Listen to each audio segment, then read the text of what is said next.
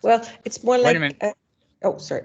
So, to introduce, this is the afternoon Sangha. It's 4 p.m. on Saturday, and we've got several people here on this call that are actually on the island, mostly myself and Michael and David.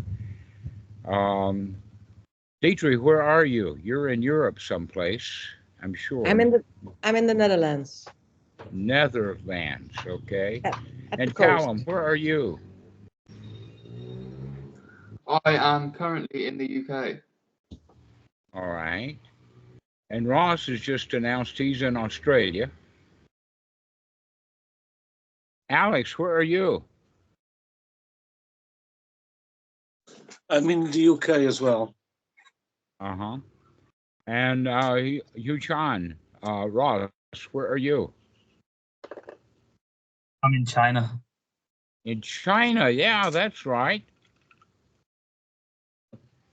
And Thomas, where are you? In Finland. In Finland, okay. And Ivan, where are you?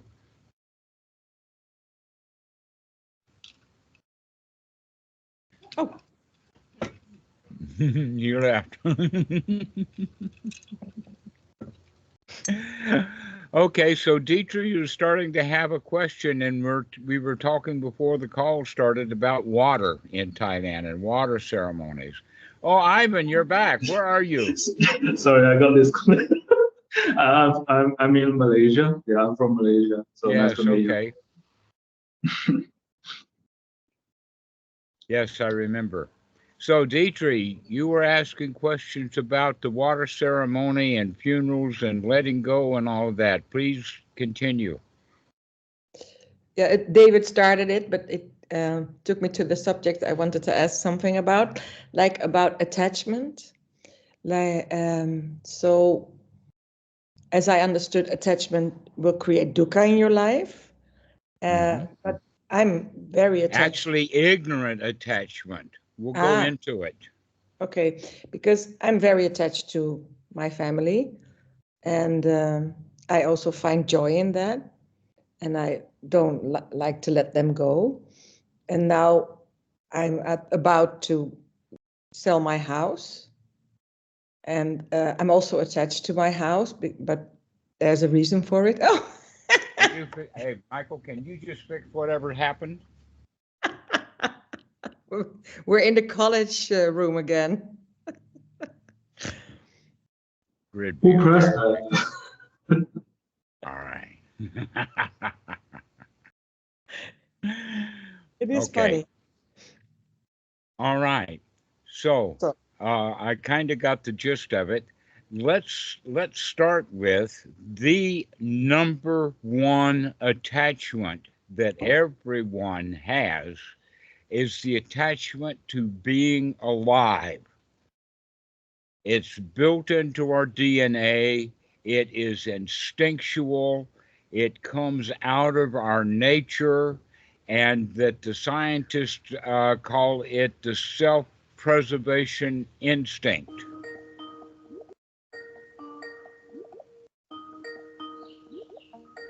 Vinny's calling. I knew he would, but Michael, will you tell Vinny that we're on the group here? Yes. Or maybe if I can do that.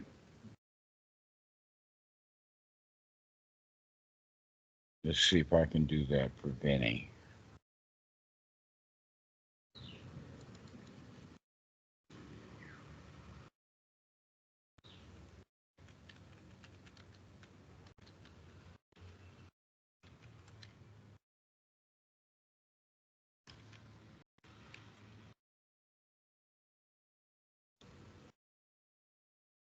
All right. So back to where we were starting from.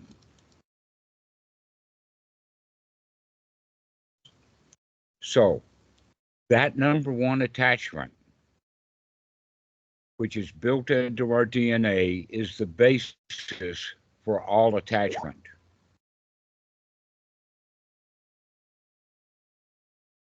Yeah, Vinny's saying, can I join?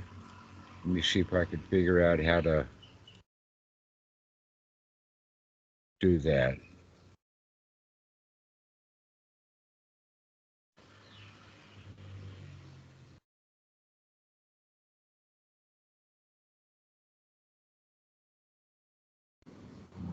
I don't know how to add a new participant to the group. I know how to get group people on the call.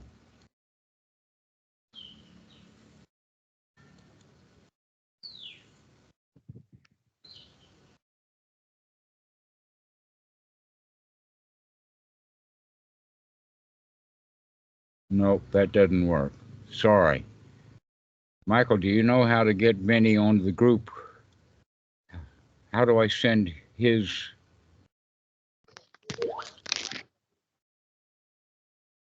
Thought he knew what we were doing. Close that.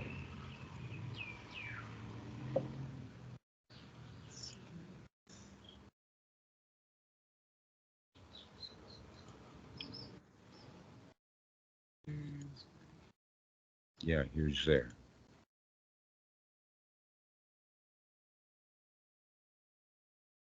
All right. Wow, it's really handy to have you.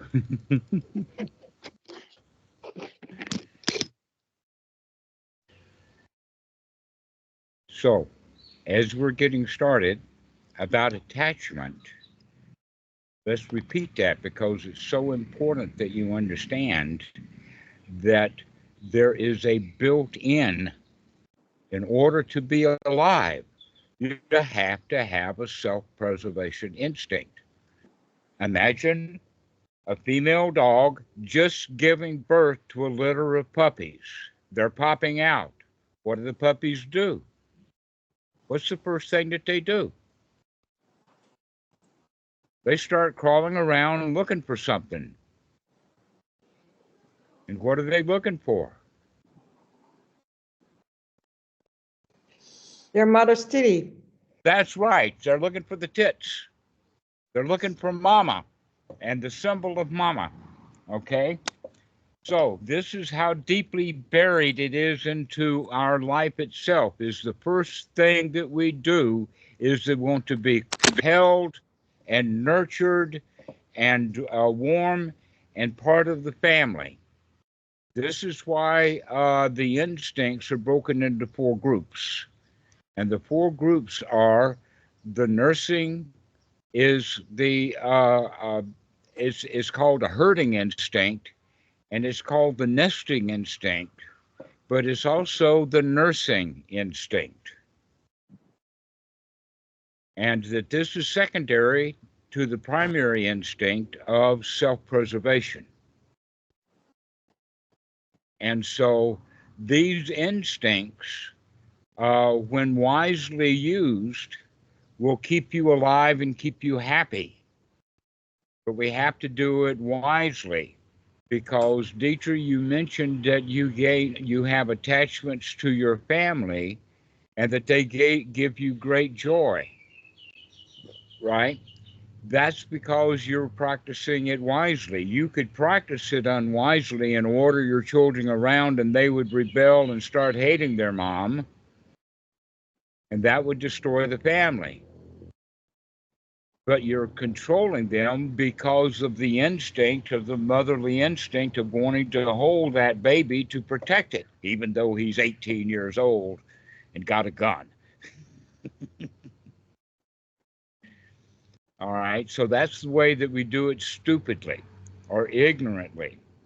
And there is such a thing as wise attachment as well as ignorant attachment. Now, in the Mahayana Buddhism, they actually say that dukkha, the source of dukkha, is in fact attachment, and that's completely incorrect. That the Buddha in the Four Noble Truths says most specifically that the source of dukkha, the creation of dukkha, the cause of dukkha, is because we like things, our feelings, and we don't like things, our feelings, and we're often mixed in our feelings, confused in our feelings. We like it and we don't like it both at the same time. Like the baby loves getting held by mom while she's there getting the nurse to give the baby a shot. And so both she likes being held and nurtured, and she doesn't like the shot all at the same time. And so that gives rise to a kind of a confused feeling. And always it's the confused feeling rots into not liking. We don't like to be ignorant. We don't like to be confused. And so the not liking the confusion is always done ignorantly. This is why humans, especially in our society, struggle for the thirst of knowledge. Hello, Vinny. Glad to see that you've joined. Hi, Dhammarato. So, as we continue to live our lives ignorantly, we like things and we don't like things, and we behave according to our likes and our dislikes, rather than looking wisely. That in fact, we often don't even know that we don't like something. We don't even know that we don't like not knowing. And yet there we are, driven with a thirst for knowledge. We want to know, we want to know, we want to know. Why is that? Because we don't like not knowing. We don't like being confused. So the whole point then is that these feelings of liking and not liking are based in ignorance, and that there's two kinds of ignorance. There is wise ignorance and foolish ignorance. And wise ignorance is ignorance that we don't know something and we know that we don't know it.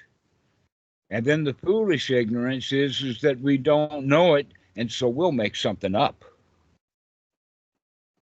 And that actually is the basis for all religions. It's the basis for astronomy. It's the basis for astrology. It's the basis for tarot cards. It's the basis for the magic and fortune telling and religions and rebirth and reincarnation and all of that stuff, is that humans make up stories to make themselves feel good because they don't like not knowing.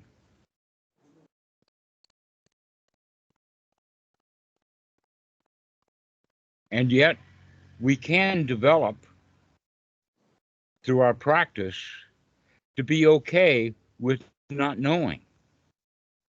Here's an example of that. In the United States, they've got an election coming up in November, and everybody's kind of worried about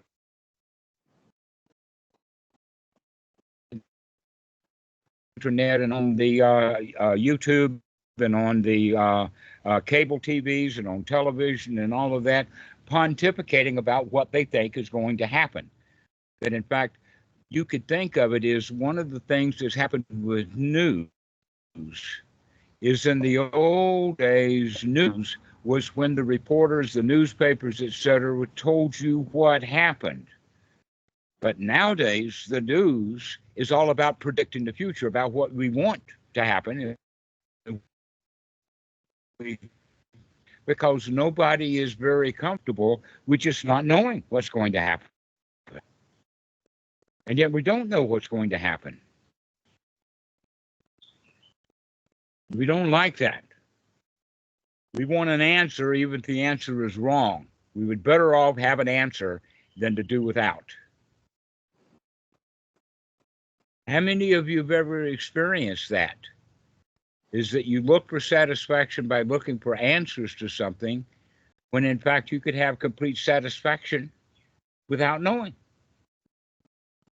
And yet we want to know. Yeah. So that state of, in fact, the real deep part of it is that we really want to know how to feel. We don't like being confused. An example is that if I know Donald Trump is going to win the election, then at least I know. If I know that Biden's going to win the election, at least I know. And so I can make a prediction and I can feel good now. But the reality is I don't know who's going to win the election. Nobody does. One of the things that we do know is that the polls are out there trying to predict the future, and it's impossible to do that. Why? Is because scientifically it's impossible to get a poll that's actually accurate. And not only that, but people change their minds. And one of the things about polls is that the pollsters are there as an observer, and people will tell the observer what they want to hear. So it depends upon the attitude of the pollster as to what the person is going to say about who they're going to vote for. Or maybe they're ashamed that they love Trump, and so they'll say that they're going to vote for Biden and all of this kind of stuff. And so polls are very inaccurate. They have always been, but they're getting even more inaccurate. The harder they try to make polls accurate, the less accurate they are. And why am I dwelling on polls? Is because of that deep inside nature of we don't like to not know. And so we're curious about the polls. What are the polls going to say? Why don't we throw some dice or some bones? Because that's just as reliable as the polls. In fact, the elections themselves are unreliable, but at least they have a definitive thing, and so they can count votes and say, okay, this guy's got more votes than that guy, and so he's the winner. But as you can tell, a whole lot of people in the United States don't believe that. They think that the polls are rigged because the poll didn't go their way. Now, this wanting to know is based back in the instincts, that in fact, the self-preservation instinct kind of wants to know because we want to know how to live our lives. And the answer is that you don't need to know much of anything about the world, because the way that you're going to learn to live your life depends upon the inside of your mind, not the polls, not the outside, not the politics, not the world. And yet we keep looking for the world to gain our, let us say, security. We want to feel secure in an insecure world. And so the way to handle that through the practice of Anapanasati is to start nurturing yourself and telling yourself that everything is okay, that everything's going to be all right, and that there's no reason to worry and fret over the future at all. That it's okay that we don't know. But in fact, I've had students who have called on Skype and asked question after question after question, even when I'm giving them fairly detailed instructions on how to practice Anapanasati. They still keep having a lot of questions. Well, guess what? The practice that we're doing is actually very simple. The teachings of the Buddha are very, very simple. But they're hard to grasp. They're hard to understand because it goes against all that we've been taught. And so we try to get the context of the teaching of the Buddha and the practice of Anapanasati, not in the context that it belongs in, but in the context of all the stuff that someone understands. And so they wind up asking question after question after question, and all of those questions are generally irrelevant. That the basic thing that we need to do is to remember to look at the thoughts, the feelings, the comfort of the body, to look at the state of mind that we have, those 4 items, the Satipatthana, and change. We can change our thoughts from unwholesome thoughts to wholesome thoughts. We can change our fear into the feeling of being safe and secure and comfortable. We can change the body from being uncomfortable into a state of comfort. And a major part of that also is we can change our attitude from the attitude of being a victim to that outside world that's so scary into a winner that is completely confident that whatever the world has to offer, we can handle that. And this is a very simple practice that we have. We practice it over and over again because we have been practicing for so long of depending upon the outside world to determine how we feel, rather than determining how we feel because we want to feel a certain way, and so we just feel that way. In other words, we're actually a victim to our feelings when we're out of control of our feelings. If we don't like something, we can notice that we don't like it, and then set it aside and start looking at something that we do like, so that we can feel good. An example of that is that the dinner plate fell on the floor. It had the entire family's meal on that plate, and everybody's upset and unhappy, but then the dog is there eating the food and he's enjoying it.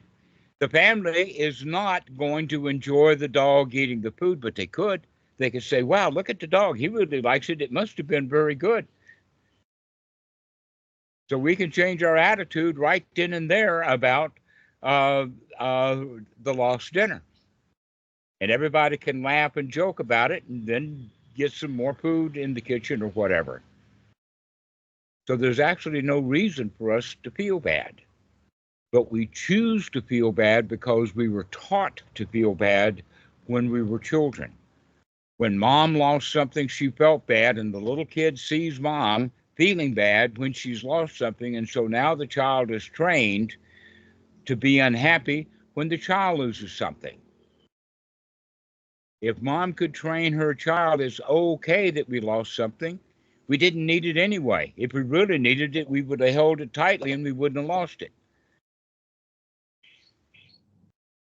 And so we pick up bad feelings and we practice those bad feelings over and over and over again. And so we worry about losing things.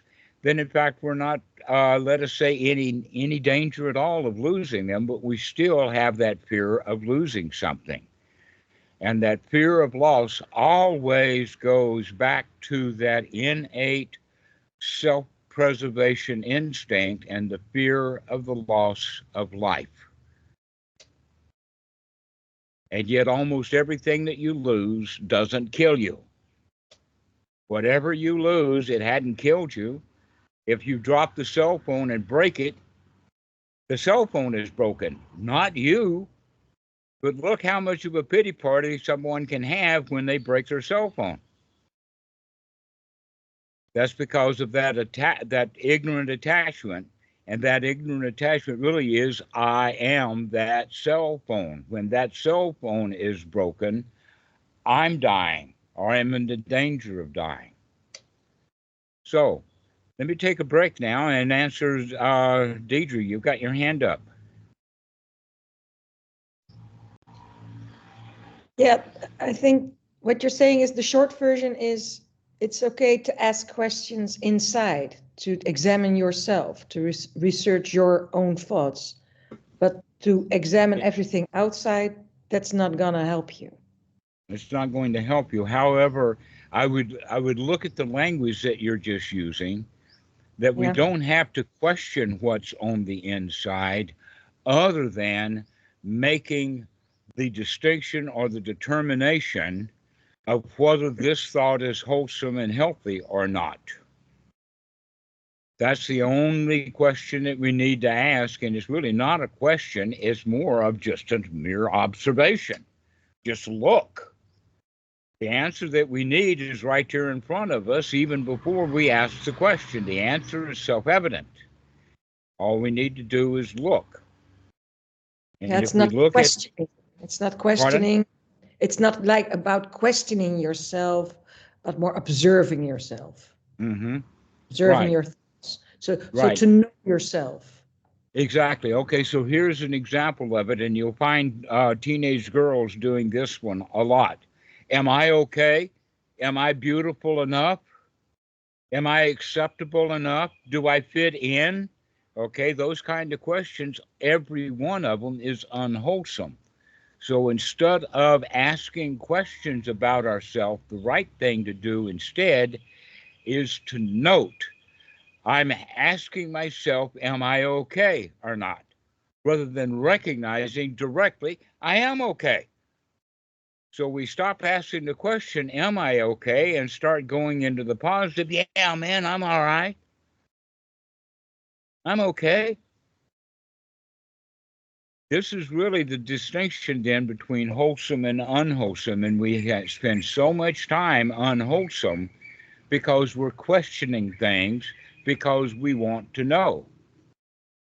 And so even another way of saying it is that when the teenage girl asks the question, am I okay?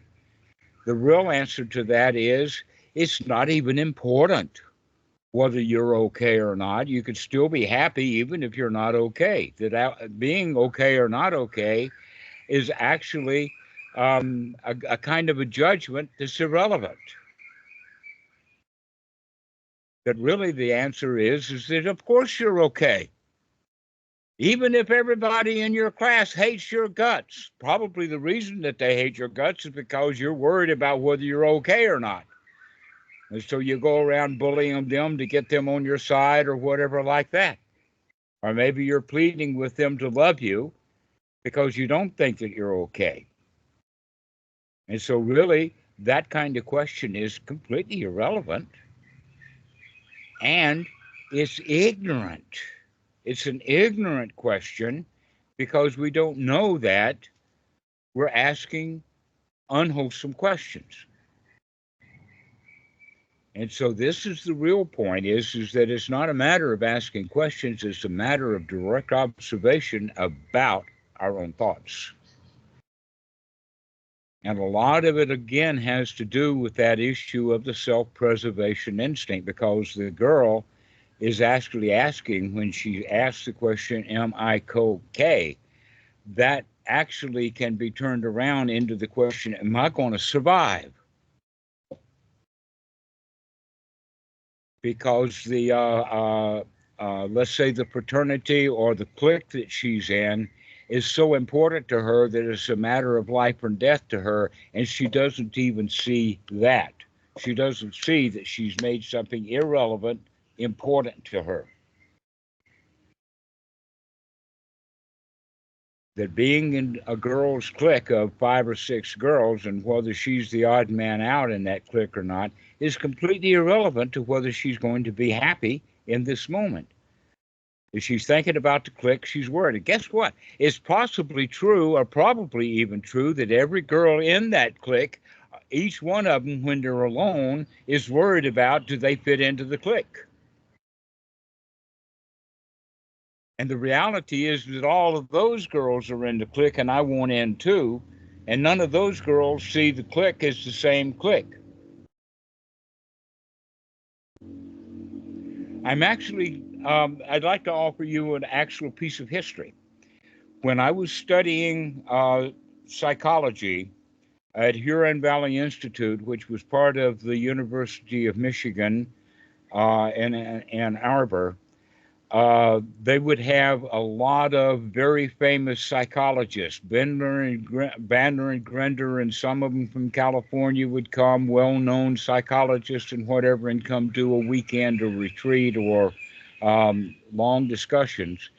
And during one of these, someone brought up the issue about the insiders, the cliques, the in-group at the Institute. At who was on the inside and who was on the outside. And everybody there was worried and interested about, are they part of the group or not? And so it was Michael Brown, who was one of the senior instructors there. He says, okay, it's time for a break. During the break, what we're going to do is you take a piece of paper and you write down 5 names of those people that you think are the in-group, the students who are in the clique. Those who belong, those that are teachers' pets, those that are well-loved, those who have been around a long time, etc., like that. And so then they had a panel of people who would go and write it down about who got how many votes and whatever like that. And the surprise to me, I mean, I was really surprised that I was included as one of the insiders, because I had always been my whole life as an outsider. And I was amazed that enough people thought that I was on the inside that they would have chosen me. But guess what? Everyone who made the list of the insider was also quite surprised. And some of the people who consider themselves on the inside, the insiders, they didn't make the list. Okay, so what Michael was actually pointing out is that look how much ignorance there is in whether or not we belong to a group. I hope that we don't have those kind of cliques form with my friends. Ross, go ahead. Yeah, I Got mean, your if you, hand up. yeah, I'm just thinking like, if you examine like the Buddha's life, 2,500 years ago, he didn't want to be part of, the royal kingdom. So he left that group. He didn't want to be a father. He left his wife. He left his kids. He then went in search of enlightenment. I'm not sure that that's really the case. That's part of, let us say, the religious story. Right. Okay, that's according to the research that has been done by a very famous group of Indian historians and researchers, led by Ambedkar, who was, by the way, one of the primary founders of bringing Buddhism back to India. And now there's millions of people who were Buddhist, and he's done a lot of research as a college professor. And he has the story that in the time when Siddhartha was a young man, he actually was able to join let us say the parliament of the Sakyans.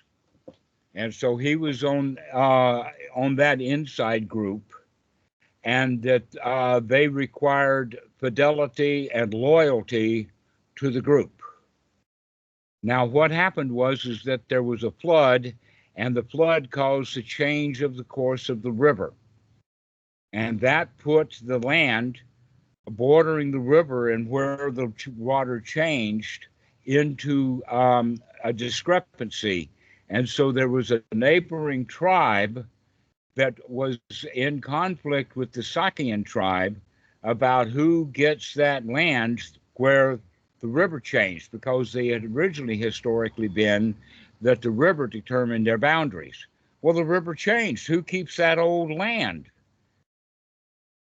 That island, which was probably great big, and the situation is that there is not enough food to go around for everybody, that if one tribe gets that land and keeps it, then they will eat and the other tribe will not.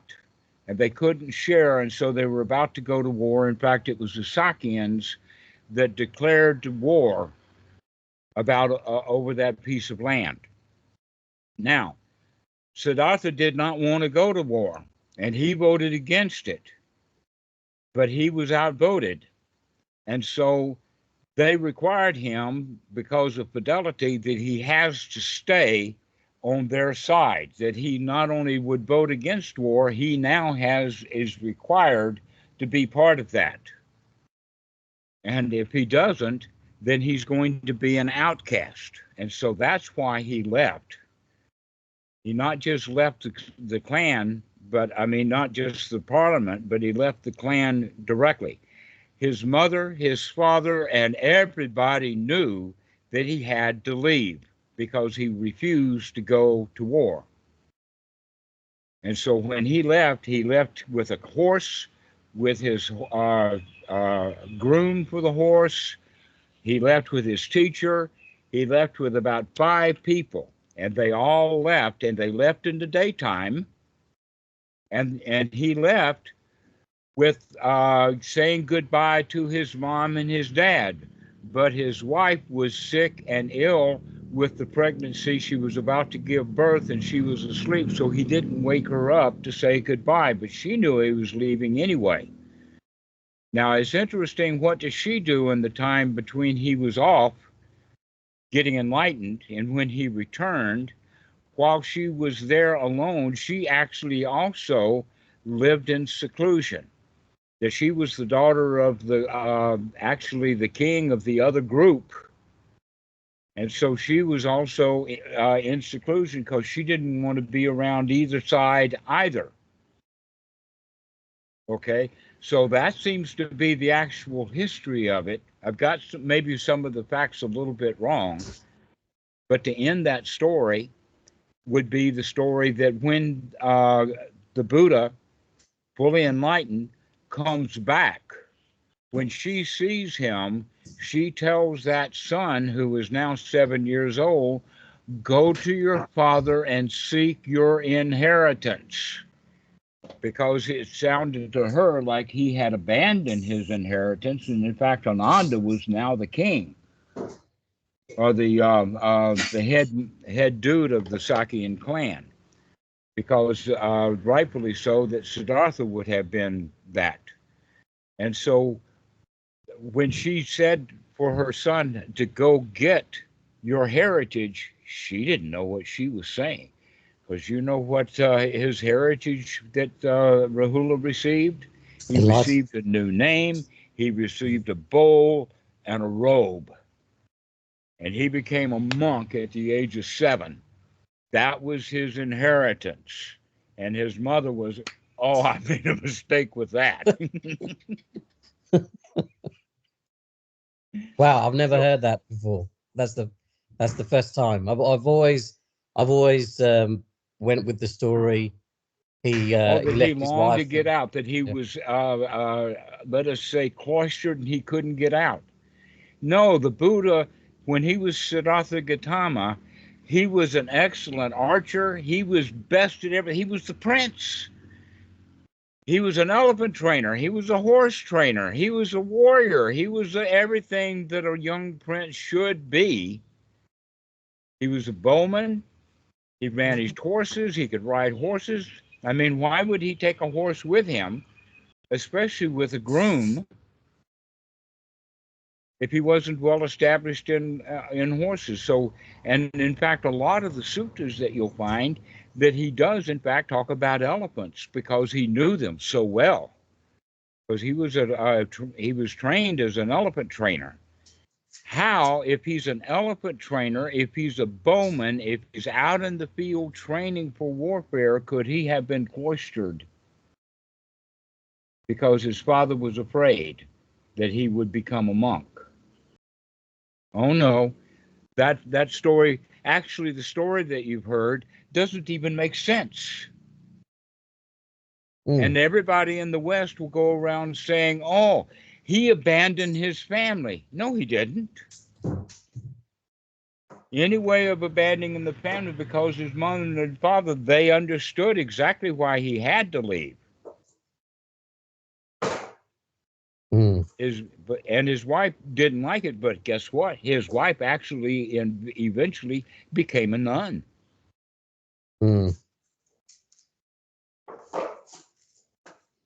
Yeah. His mother, the one who, not the one who died, but her sister, the one who raised him, which was also Ananda's mother, that Ananda and the Buddha were raised together as brothers. And so that kind of story about the Buddha sneaking off and abandoning his pregnant wife just doesn't make sense at all. Yeah. But because of politics and because of warfare and because of the large piece of land being in dispute, and the fact that he didn't want to go to war for that. I mean, look at the prize fighter Cassius Clay, who became Muhammad Allah. He was a boxer. He was a fighter, right? But when he was drafted, he went to prison instead of going to Vietnam. Yeah. So in a way, you could say that the Buddha had real balls to not go to war. That he went to almost the same thing as Cassius Clay, Muhammad Ali. He did the same thing. He was making a big statement.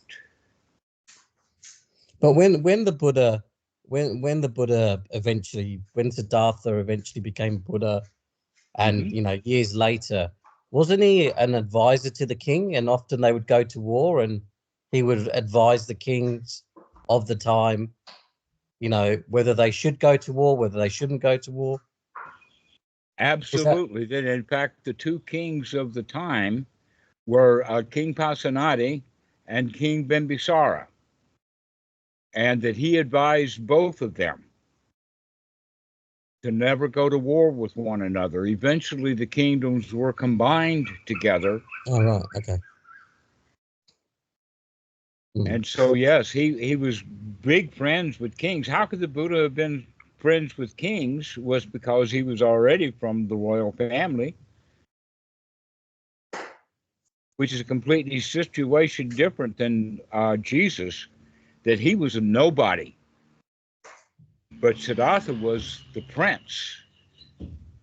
He was the heir apparent. And his younger brother took over. Now, the Sakyan clan, that was kind of close to the border of Nepal, to where the Buddha was down in Bihar. He was in the vicinity of Bodh Gaya and Varanasi and Isatanya. If you get a map out, you can see this area. And he was probably 200 kilometers from the Sakyans at where he stayed. But I think that it was Rajgiri was one capital and Saranath was the other capital. That even Varanasi wasn't the capital. Bimbisara had the capital at Saranath, and King Pasenadi had the capital at Rajgiri, which was very close to Bodh Gaya. Yeah. All right. And yes, he did deal with both of those kings. But in fact, there are 10 suttas in the area of the kings in the Majjhima Nikaya, where he's dealing with the kings, giving them advice, etc., like that. I think it's in the group of 80s, because the sutta number 86 is in the group of the kings about Angulimala, where Angulimala becomes a monk. And meanwhile, King Pasenadi with his warriors and his, let's say, vigilantes, all armed to the teeth, were out looking for Angulimala. And they came and approached the Buddha, and the Buddha looked directly at Angulimala, and then turned back and looked at the King Pasenadi and says, "Do you see here whom you seek?" And Pasenadi probably had realized that the Buddha had already done King Pasenadi's job for him of rehabilitating. And so he and his warriors left. No, we don't find whom we seek here. So he was great friends with the kings. Yeah. Highly respected. They came to visit him often. There's actually another story that we can do, since we're into storytelling now, is that the son of King Bimbisara actually killed his father in order to take over the throne. And it bothered him greatly. And so he came and actually converted to becoming a follower of the Buddha himself. This sutta, by the way, is in the Digha Nikaya number 2. I forgot the guy's name. It starts with the letter A. But King Bimbisara's son first killed his father, and then, with remorse, converted to the teachings of the Buddha. So even with that kind of thing, he still has that sort of influence over the loyalty. Yeah. Okay. But anyway, you were about to ask an original question. What was your original question? Oh, the original question was, gosh, I can't even remember what it was now. Oh yeah. So it was it seemed to me that the Buddha had removed himself from society. He didn't want to be the king. He didn't want to live in society. He'd followed, he'd followed these teachers to try and search for, the meaning of life. Didn't, he got to some sort of level, and at the end, he achieved enlightenment, and he realized, everything's okay, as it is. Mm-hmm. So out of all those years of living, he came to the conclusion, it seemed like he just wanted to be in seclusion and not be part of society. Right. That in fact, that's what the whole Sangha is all about, is to get away from society as best you can. There's further with that. Not only did they go off and live in the woods alone and stay together, but he had many, maybe 10 times as many followers who were lay people or householders than he did with the ones who became monks. First off, he attracted all of the recluses and all of the ones who were already seeking enlightenment. Many of them were part of the Jains. Others were practicing meditation. I mean, India's always been kind of a religious nut house. And there was a lot of them that were already doing that kind of stuff. And so they came to the Buddha. There was also the Sudras, the low class, who did not have anything at all. They didn't have any land. So the lower classes were also highly attracted to the Buddha because he did not have a caste system. But there was also a great deal of a number of people who did become students of the Buddha who were householders, landholders, they were merchants, they were farmers. This group of people, they remained farmers and householders, but they changed their whole way of living. That you can imagine that a householder who is required, let us say that he's got hundreds of acres of land and he's got hundreds of people working for him. If he became a monk, look how many people are going to be out of work. Look how much land is going to get fallow or whatever like that. And so these guys would stay in their homes, but they would give all of the household duties and the homeowner duties and the farming duties to the wife and let her take over. This is part of the reason why Thai society is so matriarchal. It's because the Thai people also kind of practice this, that a man's job is to get married and help his wife run the family business that she runs. And his job is to sit around and say, yes, ma'am. That's exactly how I live my life here. You can see, Michael and several others know that. You know what I'm talking about, Michael. It's just let the women run it. Tam wants to build a house. Okay, build it. That's what you want to do. So if every guy that listens to me here that has a wife and has a family, your life will be a whole lot better off if you stop being the boss, stop being the man of the house, and just start being someone there who has nothing to do other than to support the wife, to love her, to take care of her, to nurture her, to give her the love and attention and affection that she needs so she can go out and run the world. Deidre, you turned your camera back on for that one. And so that's what so many of the men did, even though they didn't take on the robes because they didn't have the, let us say, the permission or the ability to do that. But they still sat on their front porch and lived the life of a monk. And just abandon everything and let the wife take care of all the business. There's actually a story about this in India. It comes from a book that I read. The star of the book is a whole lot of stories. It's called Mullah Nasruddin. He was a mullah, he was Muslim, and there's a whole lot of stories in there about how he lived his life. And one of them was that he was walking across the street, in the same way every day at about the same time. And so the policeman, the officer, he comes up to the mullah and says, "Where are you going? You keep going out every day at the same time. Where are you going?" And he says, "I don't know." And that pissed the cop, they get angry easy. And so he arrested him and took him to the jail because he was being flippant. He didn't know where he was going. And as soon as he got locked up, he mentioned to the policeman, "See, I told you I didn't know where I was going." Okay, so back to the main story then. Another group of people come to the Mullah Nasruddin and say, "Well, what do you do?" And he says, "Oh, I do all the really important things." And they says, "Well, what's so important that you do?" And he says, "Well, I ponder whether God exists. I ponder what is right and what is wrong.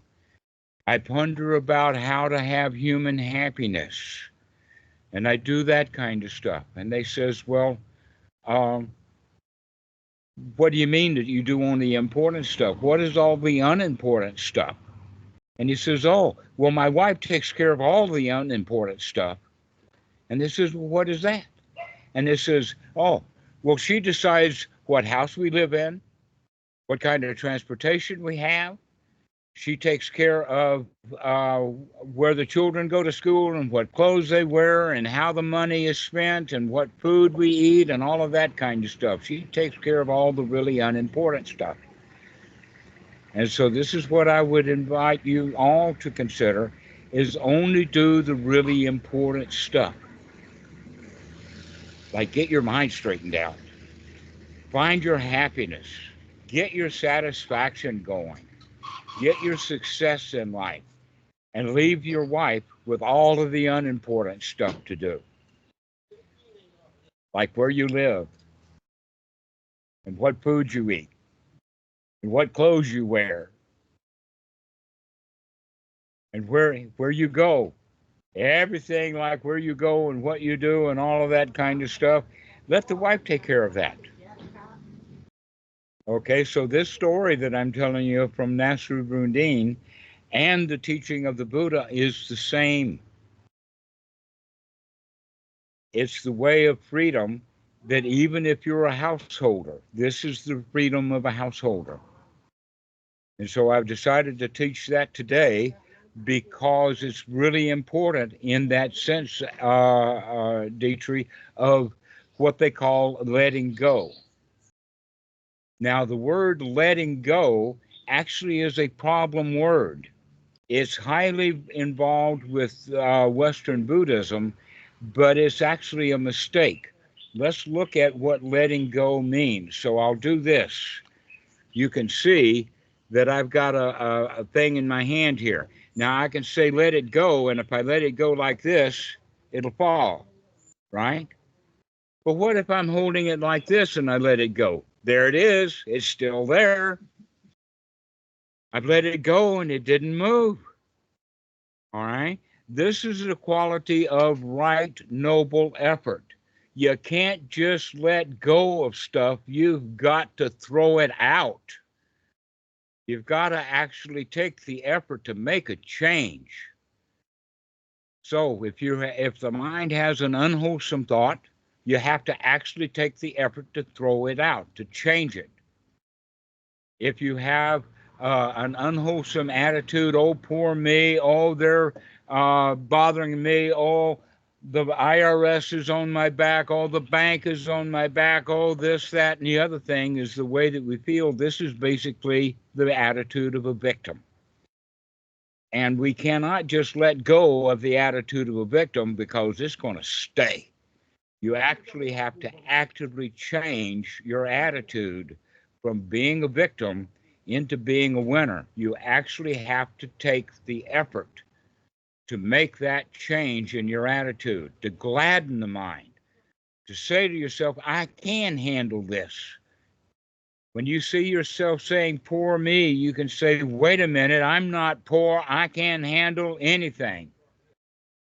Ivan, you got your hand up.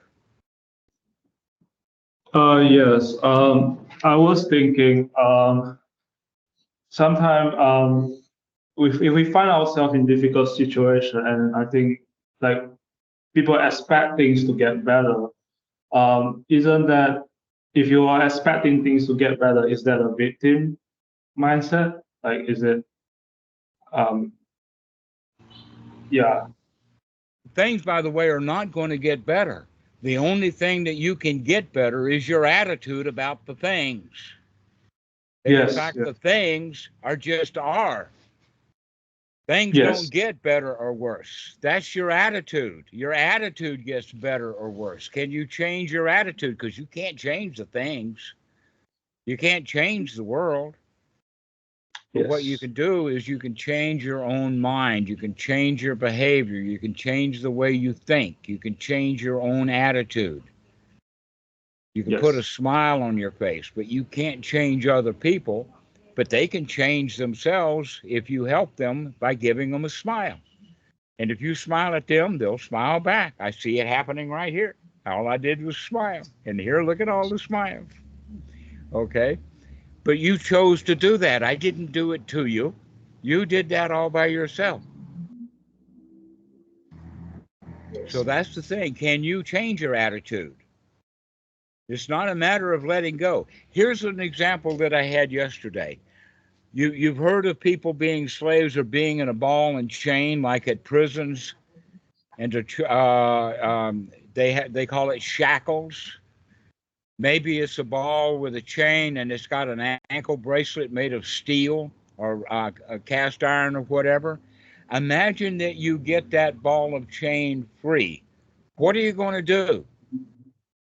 If that shackle is broken right here, are you going to still leave it around your ankle? Or are you going to remove it? Are you going to get up and run away from that shackle? Are you going to leave that ball and chain? Are you going to go dance? Or are you going to leave that shackle and that ball of chain right there? That's the problem with letting go, is because if you let go of something, it ain't leaving. You got to leave it.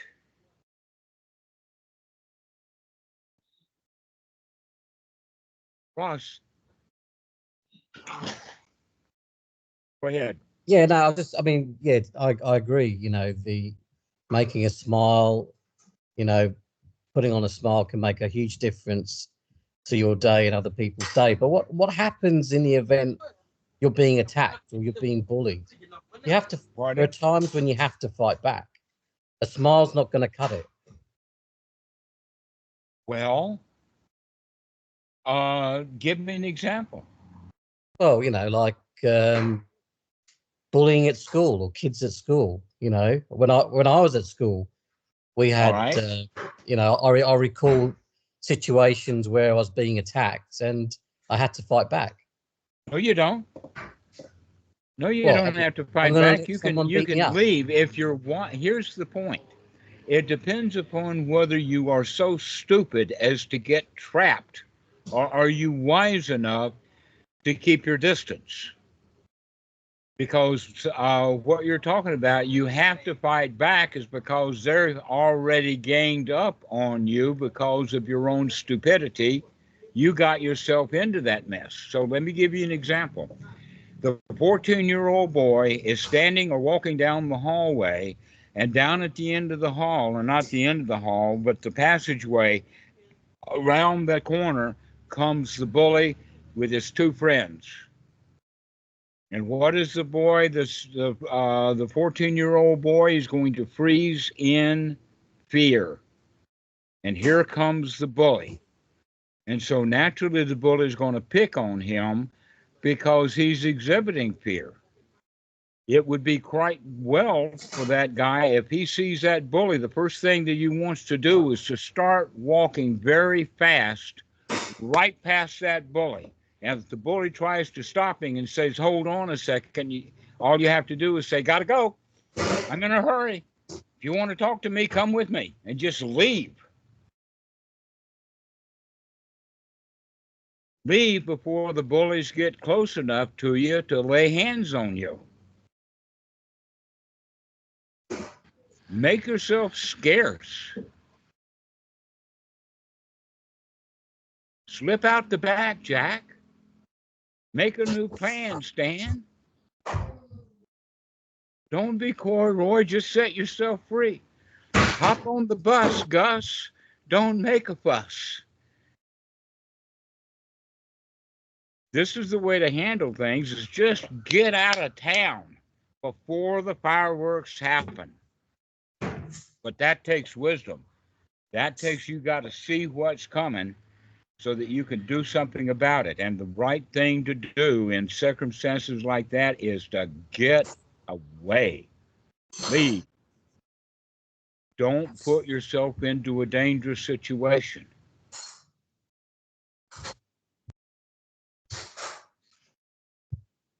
Don't get trapped by the bullies. They'll surround you if you stand in fear. They'll surround you. But it's hard to surround somebody that's at a gallop.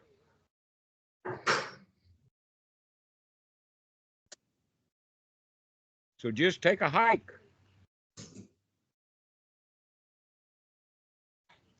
I've got one student that's actually going through a divorce now. Finally, he's pulled the plug on it. And the point that he is making is that he was being abused, and his response was what I would tell him to do. Anytime that she's going to give you a hard time and she starts yelling or arguing or going to hurt the dog or whatever, the right thing to do is to get out. When she calls you on your phone, turn the phone off. Be off, be away, go into seclusion. This is the teaching of the Buddha. And another example of that is the Buddha says that there are 4 kinds of places where you want to avoid. Kind of big places, like the neighborhood that you live in.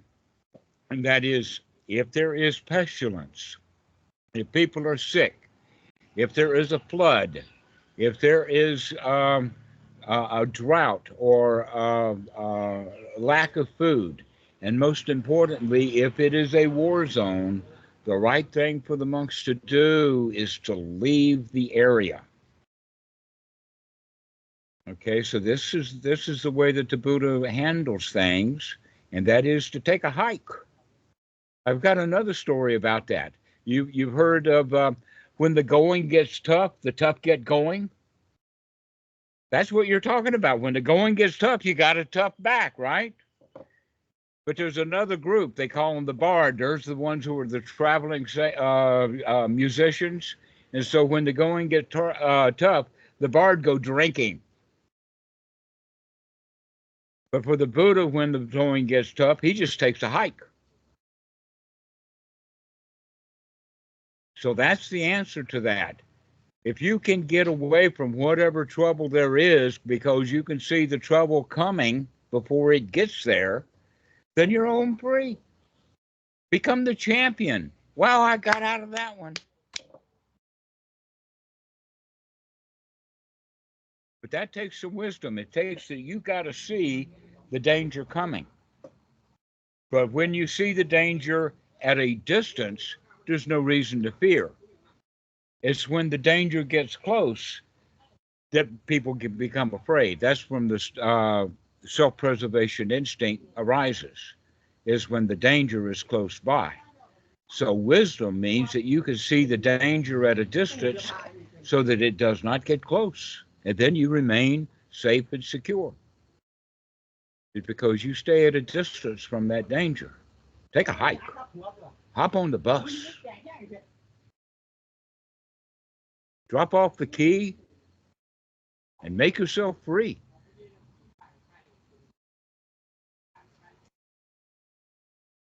Does that make sense, Ross? Oh yeah, it does. It does. I mean, I was just thinking, there are certain situations in life where these events happen, whether you're young or old, and if it's easy just to avoid them and stay away from them, fantastic. For some people, they get cornered, and it's not so easy. So they got cornered because they weren't watching the corners. They got cornered because they weren't watching the walls close in. What we're talking about right now goes back to the story about you were mentioning that the Buddha left. Well, that's exactly what he did. When the going got tough, or before the going got tough, he got going. He took a hike. Mm. And he did it in a way to where it was calm and easy and all of that. He just left.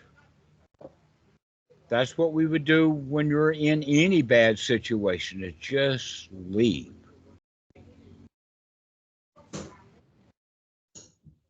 And if you do that, over time, you will spread Buddhism all over the place.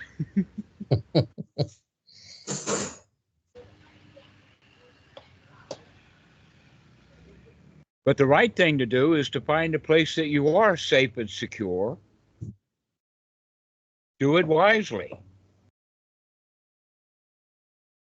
And keep yourself safe and free.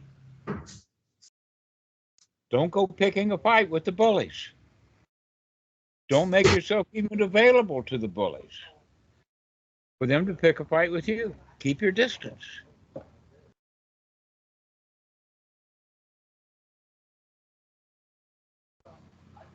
Does anybody have any questions about this? Does anybody actually have any troubles or questions or arguments or whatever? Because this is a profound way of changing the way you live. Because our whole society means that you got to stand up for yourself. How many of you heard that? That you got to be tough. You got to stand up for yourself. Right? That's a stupid thing to do. That's what causes all the conflict in the world. It's because one country stands up against another. The Buddha knew that was wrong even before he became a Buddha. That's why he voted against going to war against the other group. And that's why he wouldn't go with them, even though he had pledged his loyalty to them. He wouldn't go with it.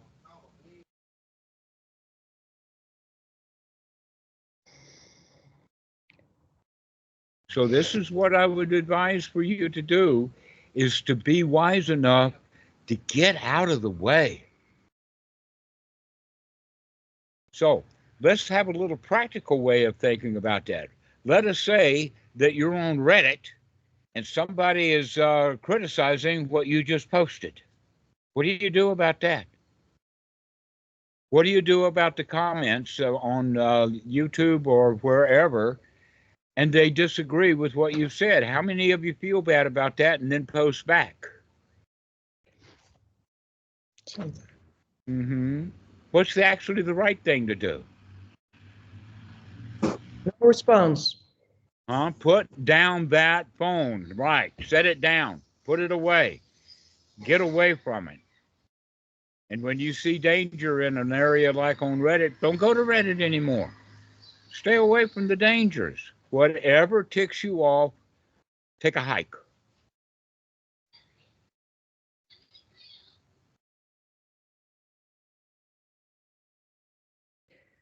Can I have a question about that? Absolutely. Yes. Yeah.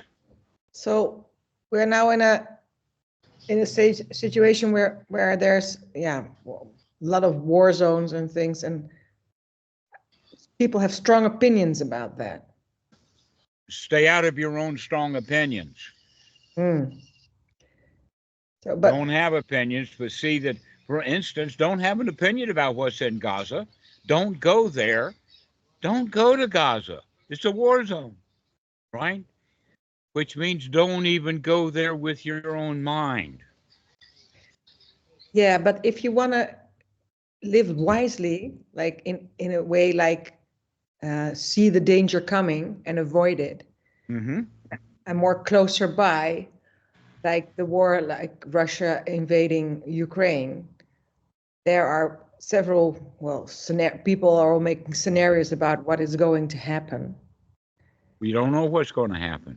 No, I know, but there's things like, what would be wise? Just to say, okay, let them fight it and let them have it, or? Are you going to go try to break it up? I can No. see Deidre right now in her little tank going up to the troops and let's break this up, folks. You can't stop people from going to war.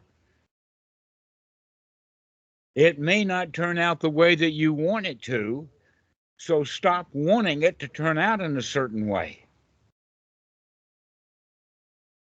I don't want Russia to invade Europe up to Holland, if you don't mind. That's something like... But you're not going to do anything about it, are you? You're not going to get in your little tank and stop Putin. No, I'm going to take a hike then. Right? But what you can do when Putin invades the Netherlands, what can you do? Take a hike. Leave. That's what millions and millions of people have done. Millions have left the Ukraine. Millions have left Russia. I've had them in my house, people from Ukraine. Well, now you got some traveling buddies. So when Putin comes, you can pack up all your bags and take off. Go find someplace else that's not at war. Stay away from war. When two people are arguing in a bar, get out of the bar. Yeah. Do you know the expression, live your life like someone left the fence open? I would say live your life like there was never a fence anywhere except in your thought. You thought that there was a fence, and there's no fence. Good one. Yeah. Thank you.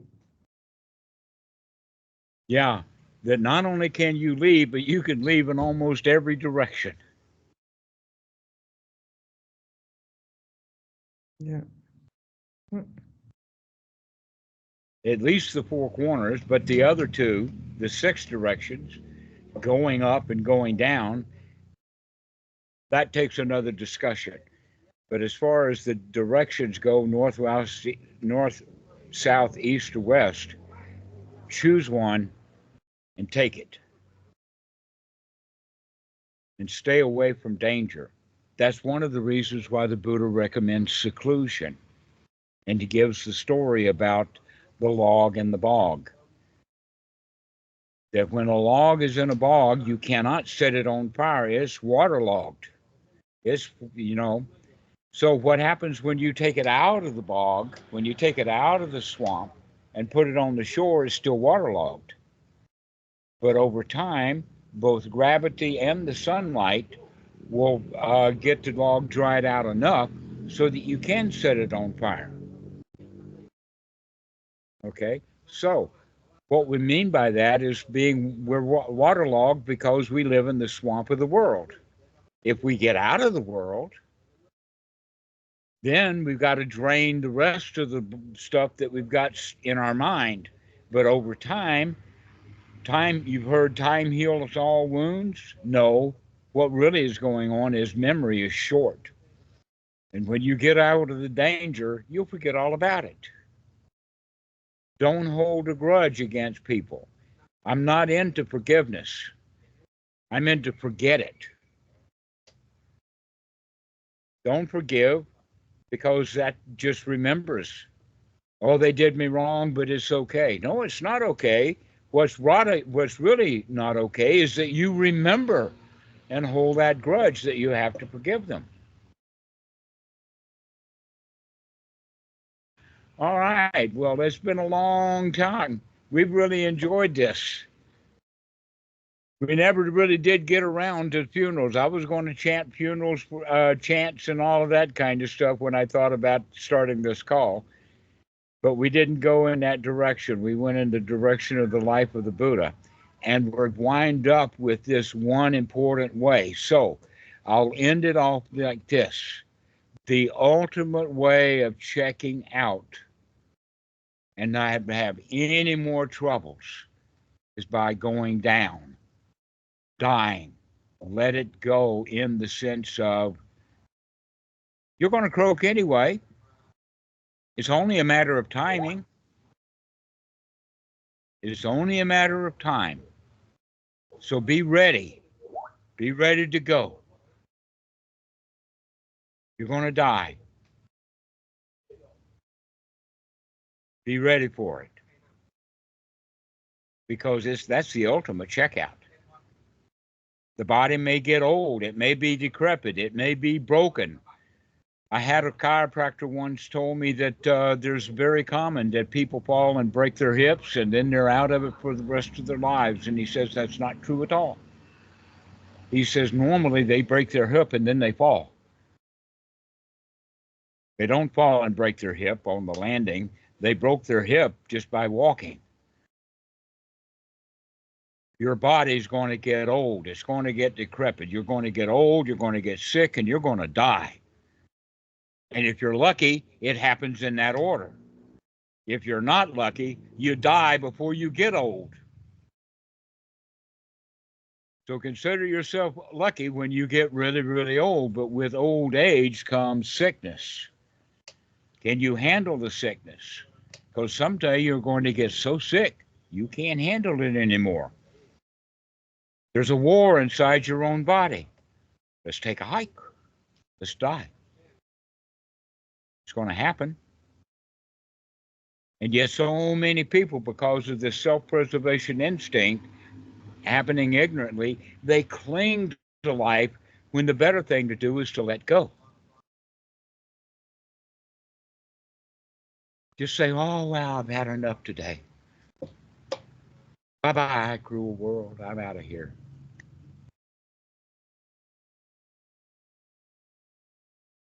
So be ready for that. I mean, if you can handle your own death happily, you can handle anything that ever happens to you happily. So plan on handling your death. Plan on being happy. Happy that you're finally out of here. That the game is over. The war is done. The battle is fit.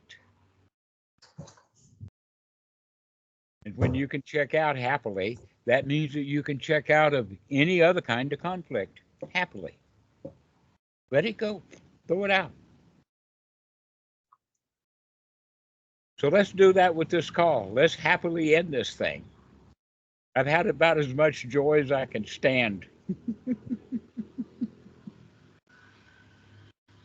Does anybody have any last remarks? Boy, you guys have been quiet on this call. Thomas, what do you think? Not much to think, just okayness and calmness. It was really pleasant listening to this. Good one. How about you, Ross number 2? Yes. I'm just thinking I'm hungry. I want to get some food. All right. So go for it. This call has gotten old. Let's let it die. Ross number 1, what do you think? We're all going to die, so just chill out, relax. Yeah, just chill out. Just relax. Alex, how about you? I'm okay. I'm okay. I've enjoyed the meeting very much, and death is very familiar to me. So I work in an hospital ward, and I'm working tonight. So I hope not too many people die, so I don't need to have a lot of work tonight. Mm-hmm. Yeah, give them a joyful kickoff. Send them off. That's right. That's right. Don't be miserable because your friends and family and patients and all die. Be happy that now you don't have to take care of them anymore. Never. Always happy that they go. Oh, we're supposed to be sad and unhappy because of death. And death just means that it's over. Yeah, we can take a hike. Yeah, exactly. So, Ivan, do you have any final words? I just realized that it sounds like joyfully being happy handling tasks is just the easier way to go about literally anything. I just thinking about that. How about you, Michael? Do you have any final words to say? Satisfied that things are coming to an end. And everyone, go subscribe to our YouTube channel after this. Listen Yeah, to some more Michael's made talks. some nice changes to the YouTube channel. I don't know if anybody's been on recently. We're also continuing to work on the website too. So go check that out. All right, guys. David, do you have any last words? Ready to happily check out anytime. All right. Well, let's do it then. Let's pull that chain. Let's drop that bomb. We'll see you all. Bye-bye. Bye-bye.